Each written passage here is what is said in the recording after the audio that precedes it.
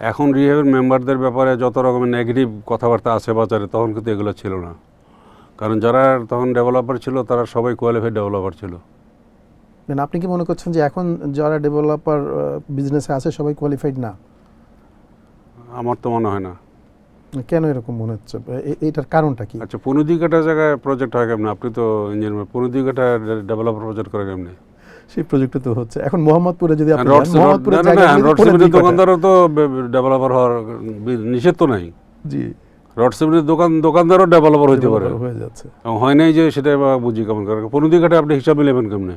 তো মিলানো যায় না, কিন্তু আপনি যদি মোহাম্মদপুরে যান প্লটগুলো ওটি তো বলতেছি আমি, তো সেখানে হয়েছে না পনুদিঘাটায় পুরো জায়গা জুড়ে একটা প্লট তো খালি নেই।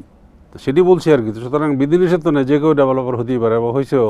এখানে কি করা যায়, এটা আপনার কি পরামর্শ? এখানে এইখানে অ্যাকচুয়ালি মানে কি বলবো, কিছু মানে ক্রাইটেরিয়া ফিক্স আপ করা দরকার ছিল, যে যদি ডেভেলপার হইতে তার কী কী যোগ্যতা থাকতে হবে সেগুলা।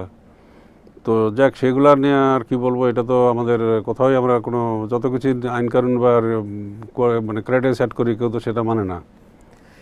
মেম্বারও তো কিছু ক্রাইটেরিয়া আছে, সবাই কি সব ক্রাইটেরিয়া ফুলফিল করে মেম্বার হয়েছে? আমার তো ধারণা মনে হয় না। অনেকেই বলে যে না, অ্যাট লিস্ট 5টা প্রজেক্ট একটা প্রজেক্ট হলেও একটা কমপ্লিট করতে হবে। তা না, আসলেই কে কী করছে সেটা তো আমি জানি না। কোনোভাবে হয়তো ডকুমেন্টস তারা না, কারণ এই সময়টা তো আমি ছিলাম না। 2007 সালে তো রিহেব প্রেসিডেন্টশিপ থেকে বেরিয়ে যাওয়ার পরে, রেজিগনেশনে বেরিয়ে যাওয়ার পরে কিন্তু আর আমি আর রিহেব অফিসে যাই নাই আনটিল রিসেন্ট টাইমস।